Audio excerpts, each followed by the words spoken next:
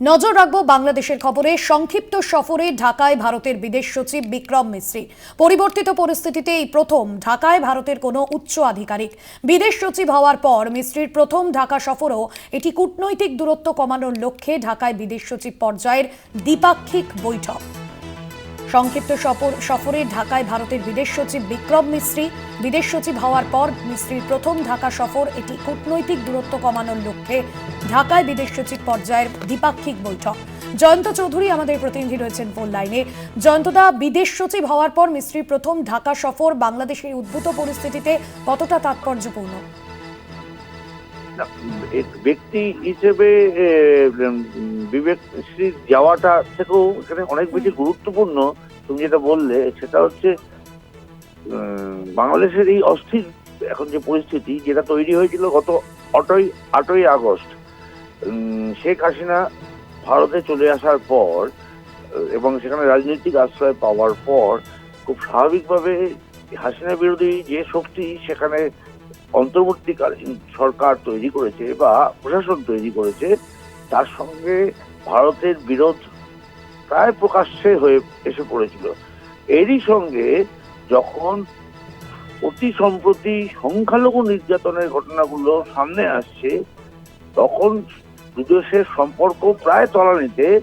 সেই সময়ে দাঁড়িয়ে আলোচনা, দুই দেশের যখন আলোচনা প্রায় বলবো না, বন্ধই হয়ে গেছিল। অন্তত অগস্টের পর থেকে এই প্রথম একটা আলোচনা সরকারি স্তরে দুই দেশের দ্বিপাক্ষিক আলোচনার একটা সূচনা হতে চলেছে আজকের এই বৈঠক থেকে। আজকের এই বৈঠক যদিও কূটনৈতিক স্তরে, ভারতের বিদেশ সচিব থাকবেন, ওইদিকে বাংলাদেশেরও বিদেশ সচিব থাকবেন। এই দুজনের মধ্যে আলোচনা হবে।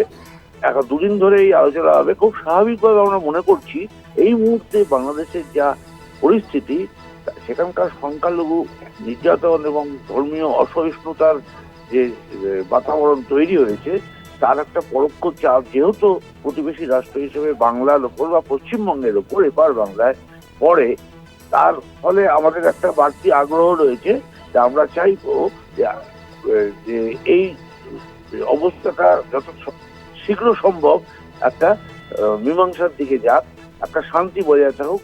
তো এই দুই দেশের আলোচনা সেক্ষেত্রে খুবই গুরুত্বপূর্ণ যে এই কূটনৈতিক স্তরে আপাতত খুব সম্ভবত এই বিষয়গুলোই পাবে, যে যাতে করে বাংলাদেশের সঙ্গে কিন্তু ভারতের কূটনৈতিক সম্পর্কের পাশাপাশি বাংলাদেশ ভীষণভাবে ভারতের ওপর কিন্তু অর্থনৈতিক বিভিন্ন কারণে খুবই তাদের প্রয়োজন। তো সুতরাং সেক্ষেত্রে বাংলাদেশেরও যথেষ্ট স্বার্থ রয়েছে যদি তারা এই পরিবেশটাকে যদি পুনরুদ্ধার করতে না পারে, তাহলে তারাই সংকটে আরো পড়বে, তাদের সেই সংকট ঘনীভূত হবে।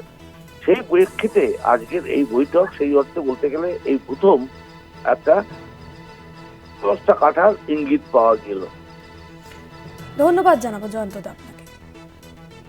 কূটনৈতিক দূরত্ব কমানোর লক্ষ্যে ঢাকায় বিদেশ সচিব পর্যায়ের দ্বিপাক্ষিক বৈঠক। সংক্ষিপ্ত সফরে ঢাকায় ভারতের বিদেশ সচিব বিক্রম মিশ্রি। পরিবর্তিত পরিস্থিতিতে এই প্রথম ঢাকায় ভারতের কোনো উচ্চ আধিকারিক বিদেশ সচিব হওয়ার পর মিশ্রির প্রথম ঢাকা সফরও কূটনৈতিক দূরত্ব কমানোর লক্ষ্যে ঢাকায় বিদেশ সচিব পর্যায়ের দ্বিপাক্ষিক বৈঠক। বাংলাদেশে এই অস্থির পরিস্থিতির মধ্যে তার ঢাকা সফর যথেষ্টই গুরুত্বপূর্ণ, কারণ গত কয়েকদিন ধরে আমরা দেখেছি বাংলাদেশে যে পরিস্থিতি তৈরি হয়েছিল সেই আজ কিন্তু এ রাজ্যেও পড়েছে এবং ভারতেও পড়েছে। বিভিন্ন জায়গায় আমরা দেখেছি যেখানে সংখ্যালঘু হিন্দুদের ওপর নিপীড়নের যে খবর বারবার সামনে এসেছে। আমরা দেখেছিলাম যে শেখ হাসিনা তিনি দেশ ছাড়ার পর যখন মোহাম্মদ ইউনূসের অন্তর্বর্তী সরকার গঠিত হয় এবং তারপরেই কিন্তু সংখ্যালঘু হিন্দুদের ওপর নির্যাতন বাড়ে।